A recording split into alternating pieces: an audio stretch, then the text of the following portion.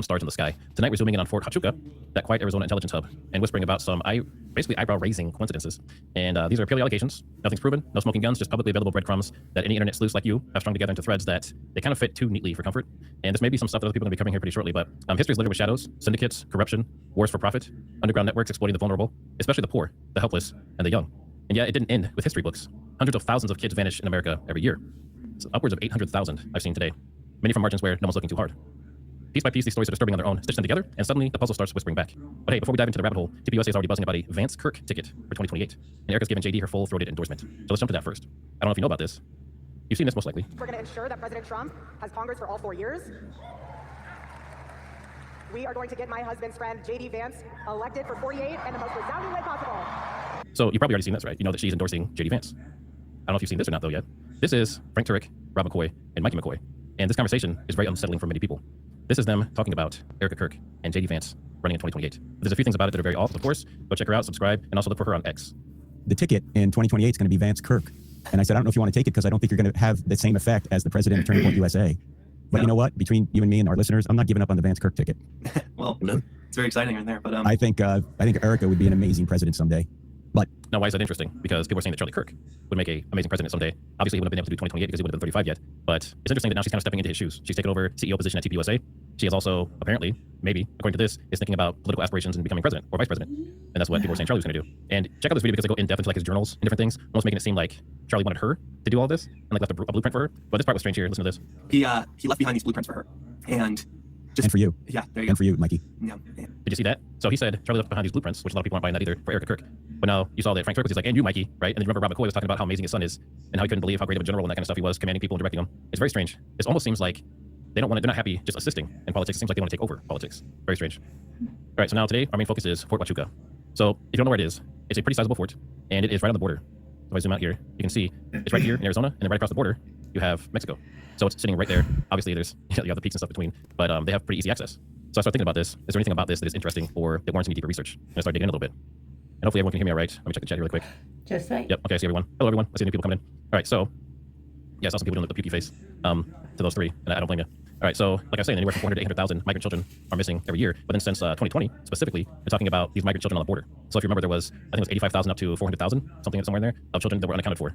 And they're being handled by, I believe, DHS and some other military and government officers are handling them. And I was very curious, like, what does the fort do, right? Because we've heard about Fort Huachuca, we've heard about Mitch, we've had Candace kind of bring it up, we've heard Baron talk about it, but what do they actually do? We know they do some intelligence, but I want to dig deeper than that. So Fort Huachuca is a United States Army installation. It is in Arizona. It started off basically as like an anti-Native American type of post to protect the border. And today they have about 18,000 people on post. And Fort Huachuca is the headquarters of Army Military Auxiliary Radio System. Others include Joint Interoperability Test Command, the Information Systems Engineering Command, and the Electric Proving Grounds, and the Intelligence and Electronic Warfare Directorate. So they do a lot of stuff with drones, UAVs, and I saw something that said they switched that over to a different base in 2006, but based on the stuff I've heard lately, I don't know if that's completely true. I don't know if all of it went to a different base, but definitely intelligence. I'm going to come down here really quick. After the surrender of Geronimo in 1886, the Apache threat was extinguished, but the Army continued to operate Fort Huachuca because of its strategic border position. Remember, I already lost it over there, that's fine. Just remember, it's right on the border with Mexico. They basically have direct access.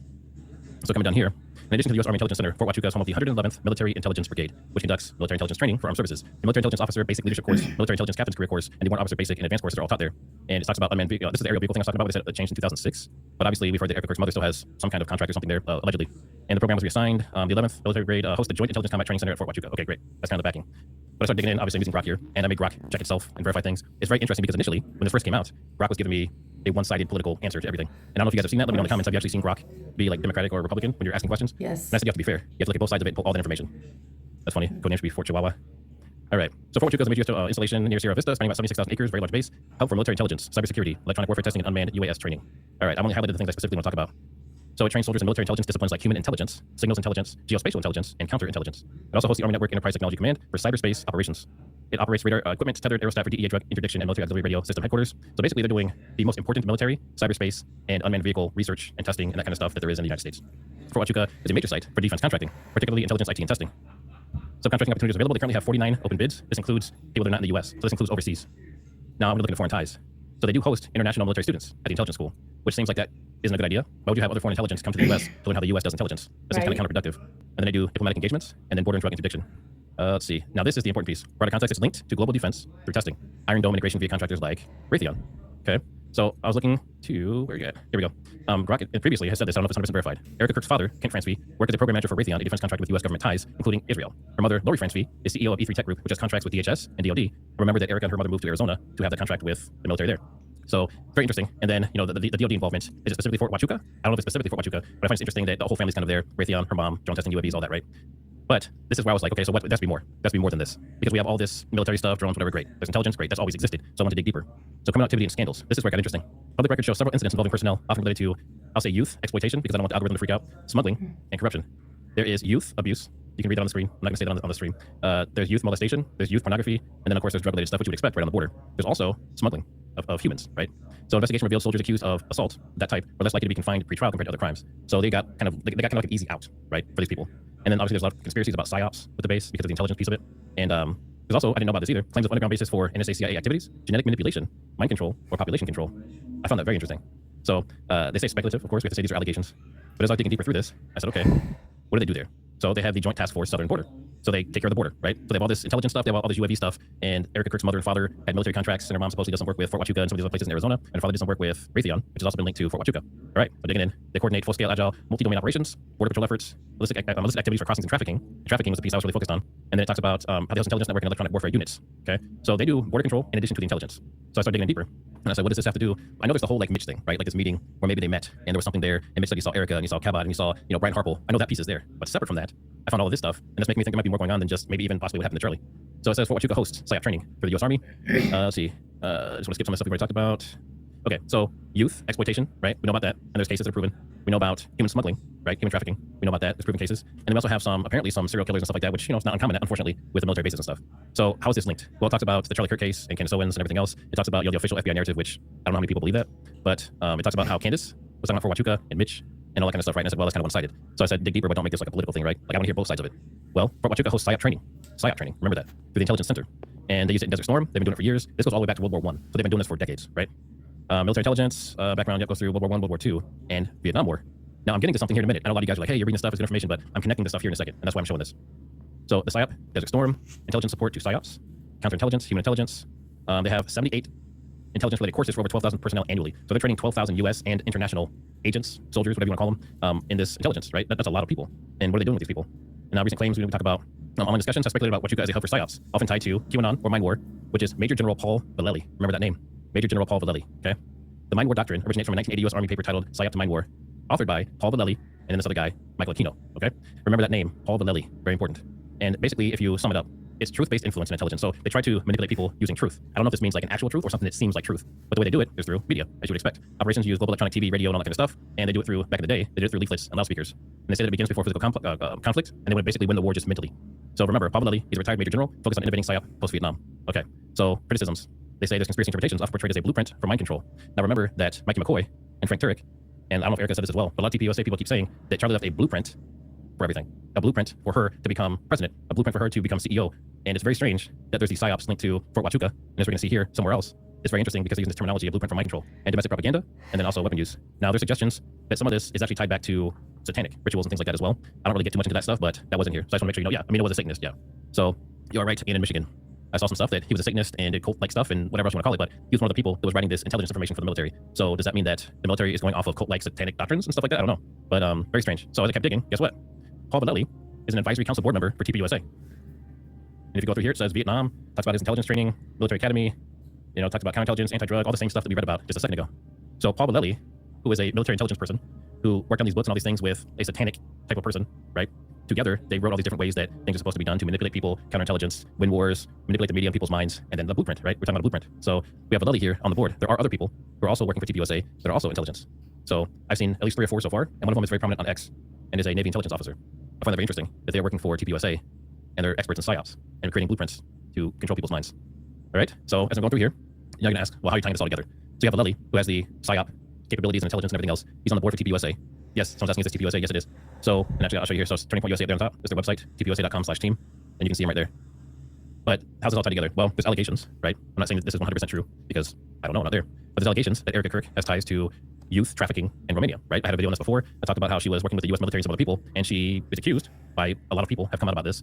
Her, I don't know if it was her specifically, like her Romanian Angels nonprofit, but her and the people she worked with moving children around.